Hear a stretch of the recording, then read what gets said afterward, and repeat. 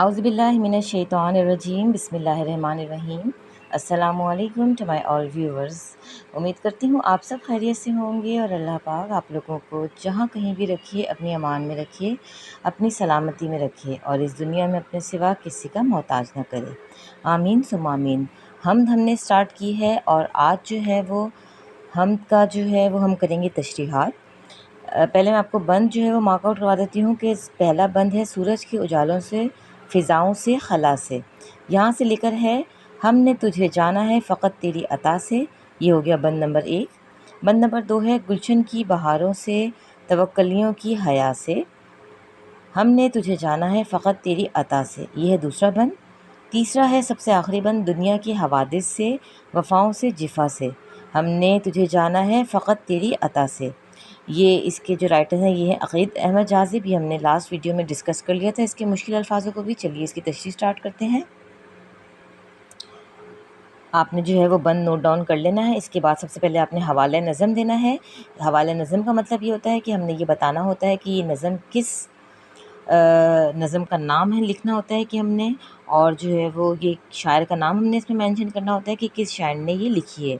تو نظم کا نام ہے حمد، شاعر کا نام ہے عتیق احمد جاذب۔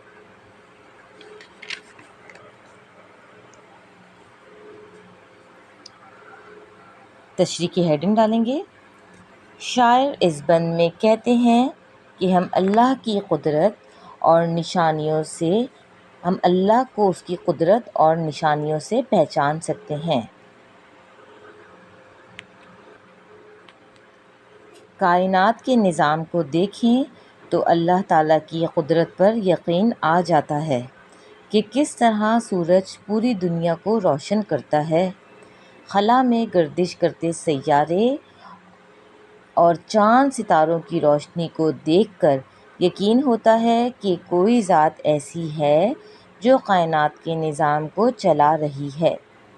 خوفناک جنگلوں، مضبوطی سے جمے پہاڑوں اور سمندر کی اونچی لہروں کو دیکھ کر خوف آتا ہے۔ کالے بادلوں، آندھی، طوفان، بجلی کی چمک اور کڑکنے کی آواز سے ڈر لگتا ہے تو رب ذوالجلال پر یقین آتا ہے۔ اللہ ہی ہے جو زمین سے پھل، سبزیاں، اناج، میوے اگاتا ہے، ہمیں رزق دیتا ہے۔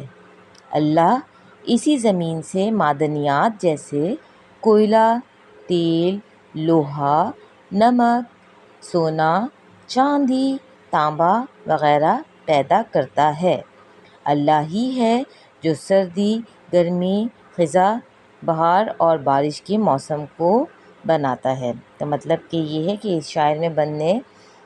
اس بند میں شاعر نے اللہ کی تمام ان قدرتوں کا ذکر کر دیا ہے جو ہم اپنی موجودہ زندگی میں جن حالات کو دیکھتے ہیں، چاہے بارش کا برسنا ہو یا بادل کا گرجنا ہو، آندھی کا آنا ہو یا طوفان کا آنا ہو، یہ سب اللہ ہی کی مرضی سے ہوتا ہے۔ جتنے موسم بدلتے ہیں، سردی، گرمی، خزاں، بہار، اور یہ سب اللہ کی مہربانی سے ہی ہوتے ہیں۔ ہوا اور پانی کے بغیر کوئی زندہ نہیں رہ سکتا۔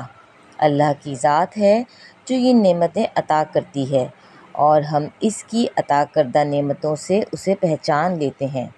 قرآن پاک میں ہے، پس تم اپنے رب کی کون کون سی نعمتوں کو جھٹلاؤ گے، فَبِأَيِّ آلَاءِ رَبِّكُمَا تُكَذِّبَانِ، سورہ رحمان کی یہ آیت ہے۔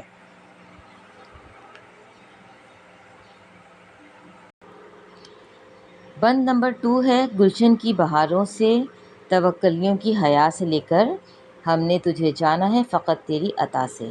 تشریح سٹارٹ کرتے ہیں اس کی۔ شاعر کہتے ہیں کہ ہم اللہ تعالیٰ کو دیکھ نہیں سکتے لیکن کائنات میں پھیلی نشانیوں سے اسے پہچان سکتے ہیں۔ اللہ تعالیٰ نے خوبصورت موسم بنائے ہیں۔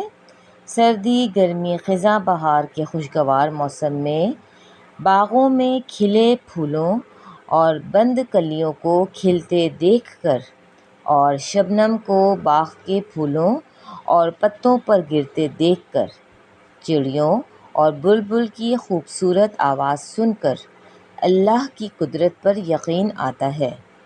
کائنات کی نازک سے نازک چیز جیسے موتی اور کوئلے کی کان سے ہیرے کو چمکتے دیکھ۔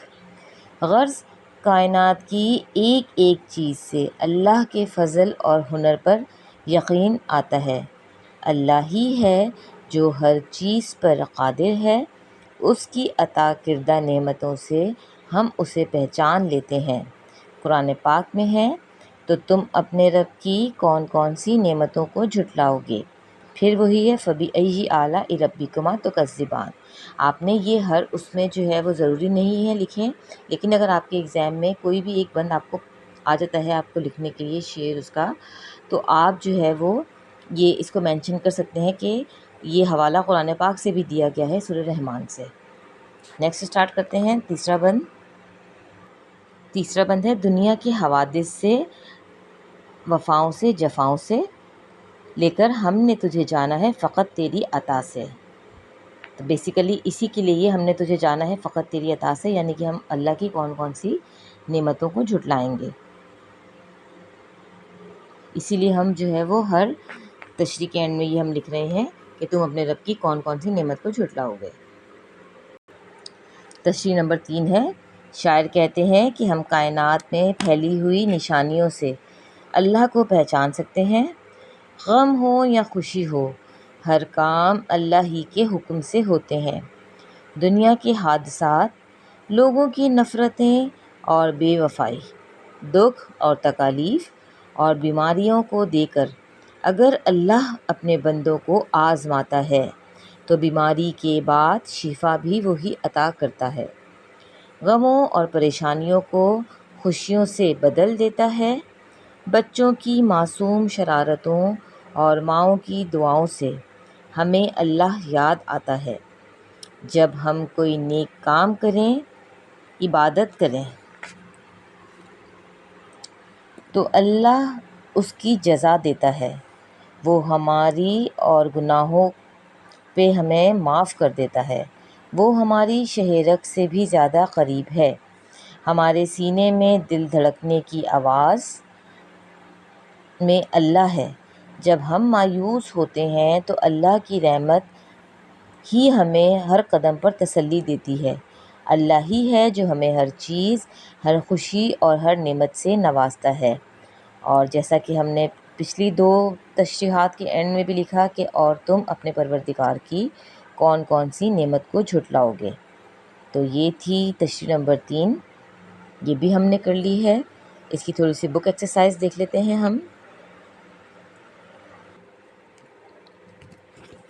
جنگل کی خاموشی سے، پہاڑوں کی انا سے، پرہول سمندر سے، پر اسرار گھٹا سے، چڑیوں کے چہکنے سے تو بلبل کی نوا سے، موتی کی نزاکت سے تو ہیرے کی جلا سے، نیکی سے، عبادت سے، لغزش سے، خطا سے، خود اپنے ہی سینے کے دھڑکنے کی صدا سے۔